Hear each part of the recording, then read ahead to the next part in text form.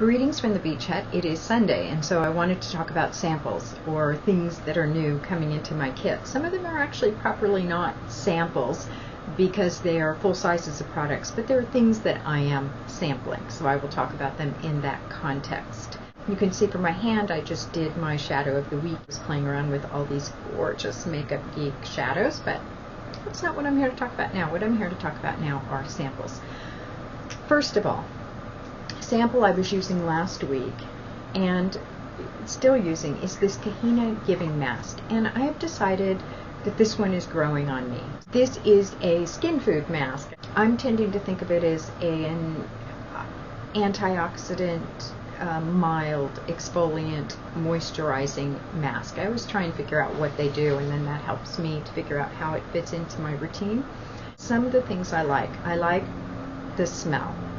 It's not offensive, and that's starting to make a difference.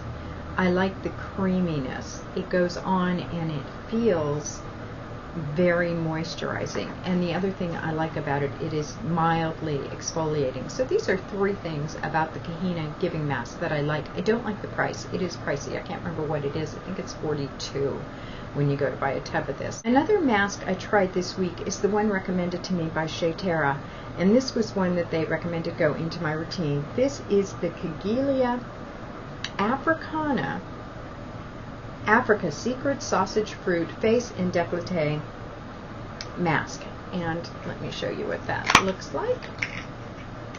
And I started to work this into my routine this week. Of all the Shea Terra products I've tried thus far, and you know I've been kind of crazy about them, I try them and I really like them.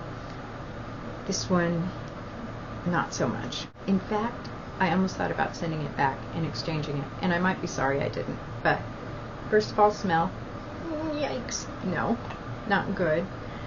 Second of all, putting it on, the texture of this, they recommend that you put it on with water, that you mix it with water. So you put a little bit of this in water and put it on. Well, it looks like mud, so yeah, but it doesn't look like mud. It looks like streaky mud. It looks like dirty little boys' mud. And it doesn't feel pleasant going on. So it hasn't been a pleasant experience. So I tried it just with honey, and that's much too thick.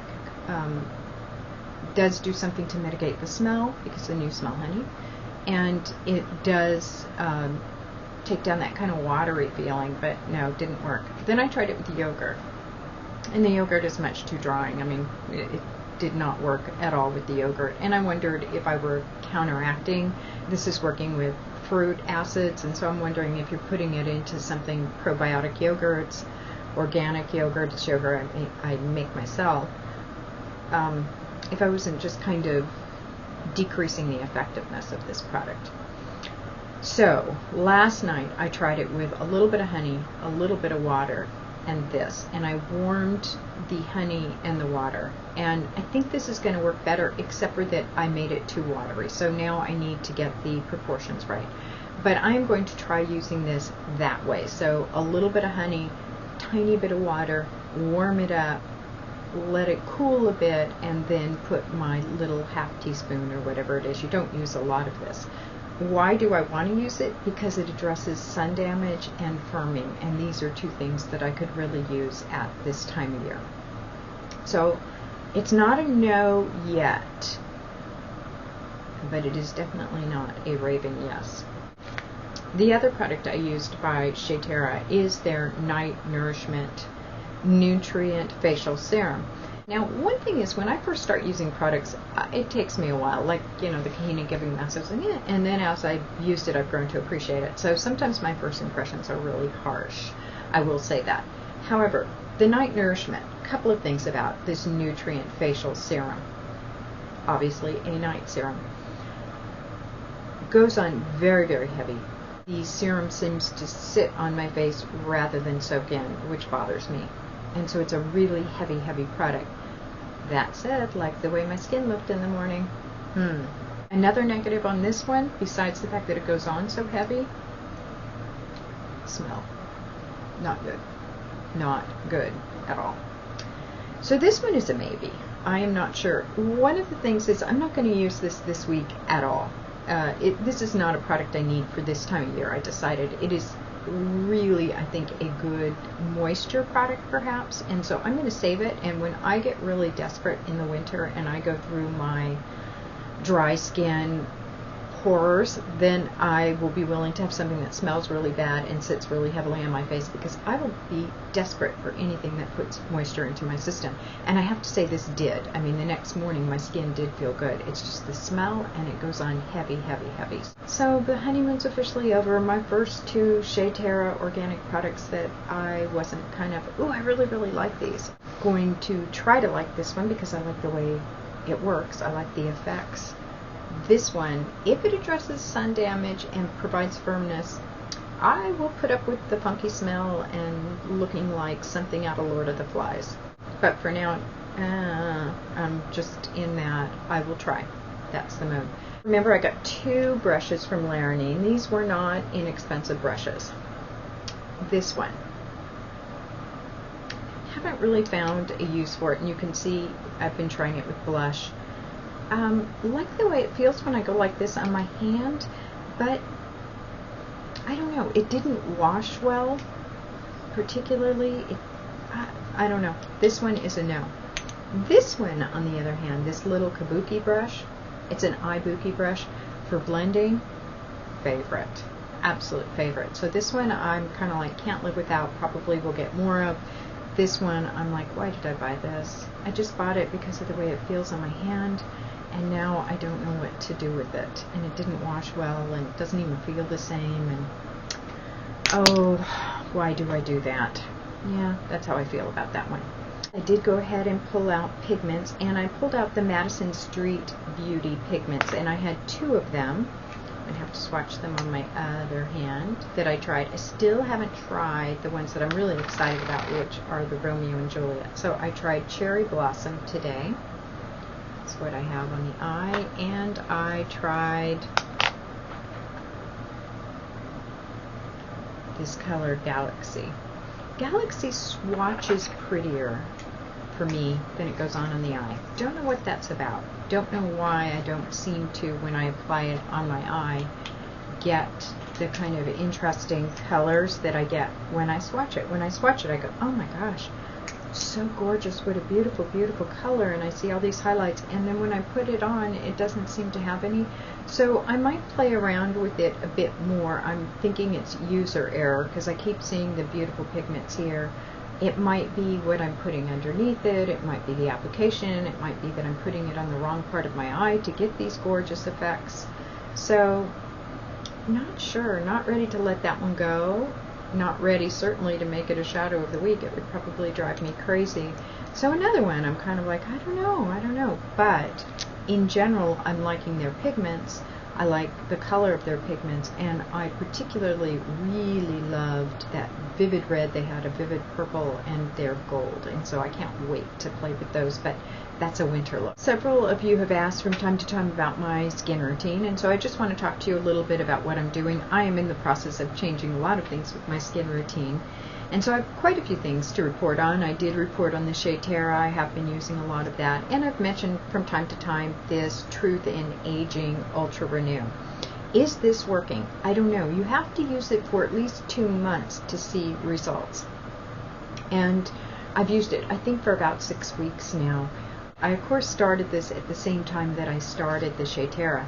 So to really know, I'd have to stop one or the other of those, and I'm not really ready to stop either. But let me tell you kind of what I'm doing. One thing that is definite now is I have my skincare organized around this. If nothing else, it's a terrific mnemonic device. It's making me think through what I'm doing each day with my skincare. I try to match up my serums and my face creams and my masks with whatever purpose I'm on for this day. So day 1 is firming. That's what I'm working on. Day 2 is hyperpigmentation, and day 3 is wrinkles and acne, such as I have it. The one that I absolutely have kind of down to a science that I like is the sonic setting. The sonic setting, you're not going to see any light, and you'll hear a little buzz if you put it like right up to your ear. And the sonic setting I am using with the Argan and Olive Gommage from Shea Terra, that part of my routine I am really, really happy with.